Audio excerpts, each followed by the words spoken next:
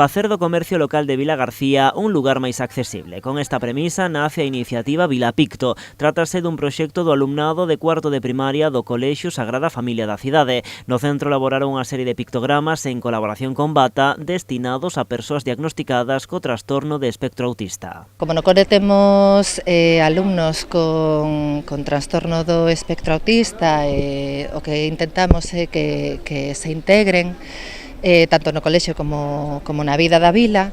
Pois pensamos nesta idea de facer pictogramas, porque no cole con eles traballamos con pictogramas.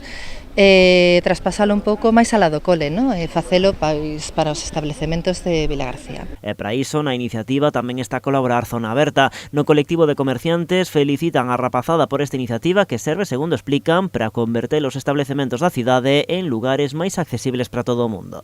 Todo lo que podamos aportar y ayudar tanto a este tipo de personas como otro tipo de colectivos, pues Zona Aberta siempre está para sumarse para todo tipo de actividades y a ver que al final estas personas van a hacer compras en el pequeño comercio y hay que darle todas las medidas de accesibilidad de que puedan poder entrar con comodidad, saber dónde. Durante esta mañá, un grupo de alumnos acompañados das súas mestras, membros de Zona Aberta e os concelleiros vilagarciáns Tania García e Álvaro Carou percorreron varios negocios do centro pendurando dos escaparates estes cartéis. Unha sinalética que, por certo, acompaña o pictograma coa súa denominación en galego, é dicir, permite ao mesmo tempo dinamizar a lingua galega. Ao mesmo tempo tamén nos vale para normalizar a lingua galega, porque cada pictograma leva o nome do establecemento en lingua galega e o mellor, pois, bueno, se ti non sabes que unha colchoaría é unha tenda de colchós, se ves o debuxo, pois podelo relacionar tamén. O Concello colaborou con esta iniciativa encargándose da impresión destas etiquetas. Fixéronse copias abondo como para poder repartir non só polos establecementos adheridos á Zona Aberta, senón que tamén polo resto de negocios do municipio.